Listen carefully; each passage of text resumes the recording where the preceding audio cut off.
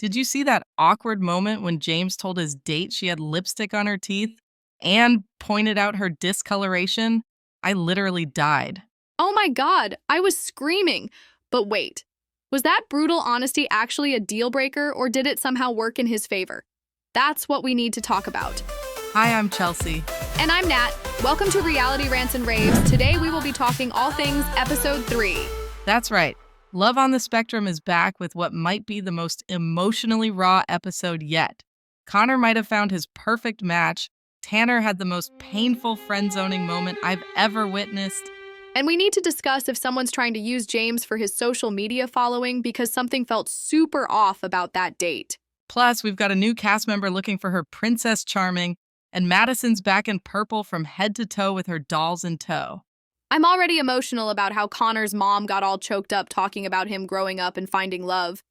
Right? How does this show make me both cringe and cry happy tears in the same episode?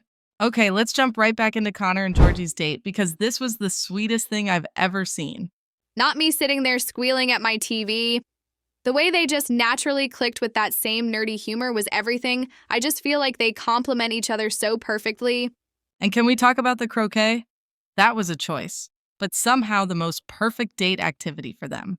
I've never seen two people make hitting balls through hoops look so romantic. The moment when Connor helped Georgie with her swing? Stop it right now. That was the most gentlemanly move. His mom clearly raised him right because that was some old school chivalry that actually didn't feel forced. So cute. And did you notice how they kept making each other laugh the entire time? That's the sign of actual chemistry, not that manufactured nonsense we usually see.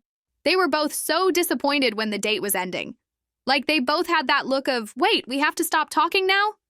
And I was sitting there thinking this is the perfect moment for a first kiss, and then Connor goes for the hug instead. That was so on brand for him.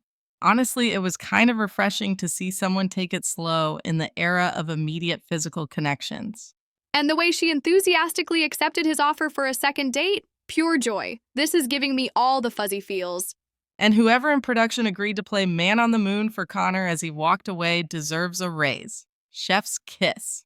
That was iconic. And now I am already imagining Georgie fitting in with his family kitchen chats. They would absolutely adore her. Let's not marry them off just yet. But yeah, I haven't seen Connor smile like that. Possibly ever. That date was straight out of a rom-com. Let's talk about Tanner prepping for his first date of the season. Tanner and his sister Midge are sibling goals.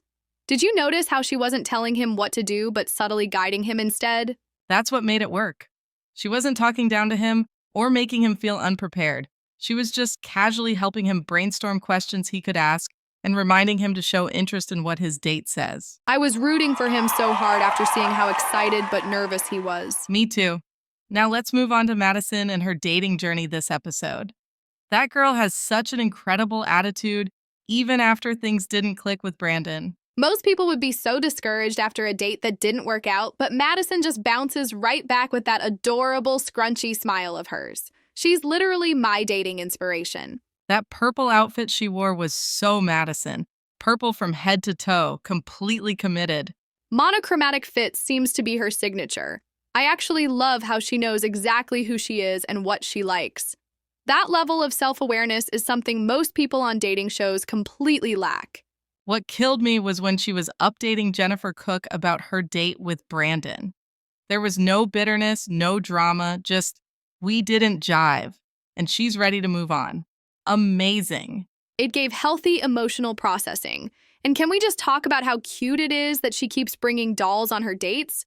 With anyone else that might seem odd, but with Madison, it isn't. It's her security blanket, but she owns it completely. She doesn't try to hide her quirks or pretend to be someone she's not just to impress a guy. Love her. Same. Okay, back to James for a moment. Who might be the most unhinged, candid person ever? And I've watched every season of Flavor of Love. That moment when the interviewer told him they had more questions and he just went, damn, with that snarl, I died. That was straight out of a 2004 cult comedy. You can't script that kind of authentic reaction. His family dynamic is fascinating too. All that back and forth banter, it's like they're constantly roasting each other, but in the most loving way. I love how they tease him, but you can absolutely tell they want the best for him. Okay, so meeting someone from Instagram for a date. I have questions about Sonia already. Not me being overly protective of James already, but I get it. Social media connections can be tricky. Absolutely. Instagram versus reality is such a gamble, especially for someone like James. I'm just saying, the combo of his trusting nature and someone who might be approaching this with ulterior motives could be a disaster waiting to happen. It's true, but I'm staying hopeful. So let's get to Tanner's date with Cheyenne. When he gifted her those thoughtful and on-theme pig stuffies, I melted. But then you could immediately see the energy mismatch. Tanner was like a wind-up toy that someone turned to maximum speed, and Cheyenne was just trying to keep up. I know. Tanner was so nervous, and when he gets nervous, he just starts listing things. All his favorite animals, every single duty at his job, all his coworkers' names. Don't forget the comprehensive list of activities he doesn't enjoy. I was sitting there thinking, I sure hope he doesn't expect Cheyenne to remember any of this information. The rapid-fire approach to conversation is not exactly first date 101, but I feel for him. I kept wanting to reach through the screen and just say, take a breath, buddy. But Cheyenne didn't seem too bothered by it at first. She was pretty chill about the whole thing, which I thought might actually be a good balance for him. Chill or completely overwhelmed, because I couldn't tell if she was processing or just waiting for it to be over. His nervousness was clearly making him overshare, and I wonder if he could feel himself bombing the date in real time. The social media comments were brutal. Everyone was like, Tanner needs to let her speak. Remember how Midge was helping him prepare with questions to ask? I don't think list everything you've ever thought about was part of the advice. So cringe. Now let's talk about Pari, our newest contestant on the show. I have to say, she immediately stood out to me with her enthusiasm for trains. I've never seen someone so passionate about public transportation, but her goal of trying to find her Princess Charming was the cutest way to describe what she's looking for. What really got me, though, was her relationship with her mom. You can tell they're incredibly close, and the fact that she's supporting her through breast cancer while still maintaining such a positive attitude is pretty remarkable. Her mom is clearly her best friend, and despite going through something so difficult, she's still there giving dating advice about not being too rigid and remembering to ask questions. It was good advice, too. Don't expect your date to be as obsessed with trains as you are, is pretty solid dating guidance for anyone with a niche interest. Wait, can we talk about James and Sonia's date? Because I felt physical pain watching some of those moments. That was the most awkward start to a date ever. When he told her she had lipstick on her teeth, and the way she wiped it with her scarf, gross. But then he doubled down and went for the kill with that discoloration comment. Telling her she might want to look into that was beyond. Her reaction was interesting. Most people would have been mortified, but she seemed to take it in stride. She didn't get offended or shut down. That makes me wonder if she's either incredibly secure or if she has ulterior motives. Because I was watching her body language, and despite James essentially critiquing her appearance, she still seemed engaged. Yes, I couldn't tell if she genuinely liked his honesty or if she was just pushing through because she wanted a second date regardless. There was something about her energy that felt a bit off to me. The way he was nervously demolishing that cotton candy while she maintained intense eye contact was telling. The energy was stiff, and I just didn't see genuine chemistry there. Not me saying this, but someone on Twitter pointed out that Sonia was giving clout chaser vibes since James has a pretty significant social media following. Now that you mention it, that might explain some things. Let's shift gears to Madison's date with Tyler at the Sunken Gardens. Talk about a picture-perfect location for a date. I was obsessed with that venue. Those gorgeous flowers everywhere, the little pathways, it was giving romance novel for sure.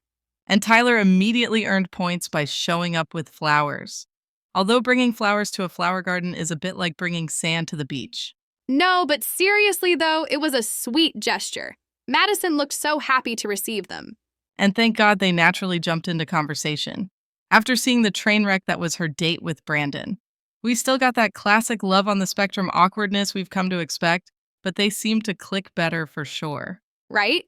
They had that adorable nervousness, but it wasn't painful to watch. I think I actually held my breath when they first sat down together, fully expecting one of those long, uncomfortable silences, but they just talked. The way Madison asks questions and actually listens to the answers is something half the neurotypical population could learn from. Also, did you catch how Tyler was looking at her? There was real interest there. Absolutely. Okay, let's talk about Connor's family moving their classic kitchen table chat to dramatic pause. The living room. This is big news, people. Not me getting emotional over a change in location. But seriously, I was so excited to see Connor share how his date went. His whole face lit up when he was telling them about Georgie. But you could see how he didn't want to get ahead of himself. So relatable. Then behind the scenes, his mom got all choked up by the idea of him growing up and finding love. Their reactions felt so authentic, especially when they were trying not to put pressure on him. If his mom had clutched her heart any harder when he mentioned the hug at the end, she might have needed medical attention. That's a mom who's been waiting for this moment. Adorable. So let's circle back to Tanner and Cheyenne's date. The goat feeding portion actually seemed to salvage things for a minute there. I noticed Cheyenne's body language the entire time, though. Arms crossed, limited eye contact, that awkward smile. So then when Tanner directly asked if she was interested and she said yes, I was so confused because everything about her energy was saying the opposite. Then boom, dead air. That silence was so thick you could cut it with a knife. I actually felt my own anxiety rising watching them just sit there. This is giving awkward first date nightmares. But you know what? I respect Tanner for calling it when he did, rather than dragging things out. Agreed. That friend zone did come out of nowhere, though. The "I think we should just be friends" came with absolutely zero warning. Cheyenne looked genuinely sad. My heart actually hurt watching that, but sometimes the kindest thing you can do is be honest rather than string someone along.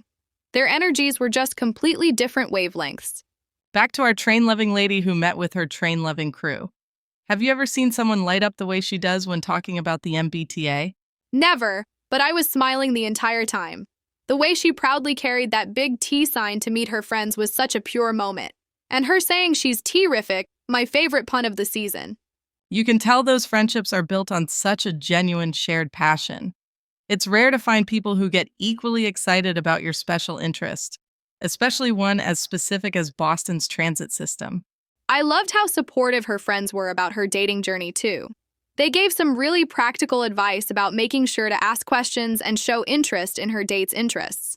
Did you catch the irony, though? Here she is, surrounded by guys who are obsessed with the same thing she is, which is basically the dating jackpot, but she's interested in women. It's giving star-crossed train lovers. But that's how it goes sometimes. Chemistry and attraction isn't just about shared interests. I wish. Here's to hoping she can find her Princess Charming, who shares an intense transit obsession, but I am really not too optimistic. So we need to circle back to James and Sonia, because that date only got worse. Oh my god, the lipstick on the teeth saga continued through the entire date. I was dying on the inside. But did you notice how Sonia was like, super intense with him? I don't know if I'm just being protective of our unfiltered King James, but something felt off about her energy. That was exactly my read. She seemed a little too interested a little too quickly, and call me cynical, but I was feeling sus. Not me thinking the same thing. That cotton candy didn't stand a chance. Poor James was stress-eating his way through that date while she was already planning their next meetup. And then she just comes out and directly asks him for another date. The forward energy was a lot. James looked like a deer in headlights. That cliffhanger was cruel. This social media experiment might need to go back to the drawing board. So I've been diving into social media to see what people are saying about our cast this season, and Connor is literally everyone's favorite right now. Not me spending 2 hours in a Connor TikTok rabbit hole last night. The fan edits of him and Georgie together are already everywhere. Of course they are. You know, for everyone just tuning into the show now, Connor was actually one of the most beloved participants from season 2. Oh my god, yes. For those who don't know, in season 2, he went on a couple of dates that didn't quite click. The way he's evolved in his confidence from then to now is seriously so impressive. Social media is also loving Madison and her scrunchy smile too. Someone made a compilation of all her smiles from this episode and it has like 50,000 likes already. That doesn't surprise me. People connect with authenticity, and that's what these participants bring that's missing from most reality TV. I saw this comment that was like, I've learned more about how to be honest in relationships from this show than from any dating advice I've ever gotten, and I felt that so hard. Well, that was quite the emotional roller coaster of an episode. I'm still stuck on that cliffhanger with James and Sonia. I know. Okay, I'm going to make my prediction right now. I hate to say it, but I think James is going to give a hard no to a second date. Obviously, that is a no match. Sorry, not sorry. But Connor and Georgie? I have to admit, even my cold, dead heart warmed watching those two. Same! I ship them. And I just love how this show is never laughing at anyone, it's laughing with them. And honestly, the dating struggles are so universal. Who hasn't had a lipstick on teeth moment or talked too much when nervous? The families are such a crucial part of the show, too. The way they support without being overbearing, well, mostly, gives us this wholesome backdrop you don't typically see. I'm seriously rooting for everyone to find their person. But if I had to make one more prediction, it's that Connor and Georgie are going to be endgame. You can quote me on that. That's a prediction I might actually get behind. For once. What other show makes you this invested in people's happiness? It's true. Well, that about wraps up our episode 3 breakdown. Thanks for hanging with us during our ramblings about cringy conversations, train enthusiasm, and awkward lipstick moments. Seriously, we're so grateful you decided to give our little podcast a chance. This show is my favorite thing to watch right now, and I'm so happy we get to share these thoughts with actual listeners. If you enjoyed our takes, or even if you completely disagreed with everything we said, we'd love to hear from you. Please like, comment, subscribe, or whatever the kids are doing these days to follow podcasts. We're brand new and trying to grow, so every little bit helps. And if you have a friend who's also obsessed with love on the spectrum, do us a solid and share this with them. We could use the validation. We'll be back soon with episode 4, and I cannot wait to find out if James actually turns down Sonia. Until then, keep it real, unlike most reality TV. See you next time!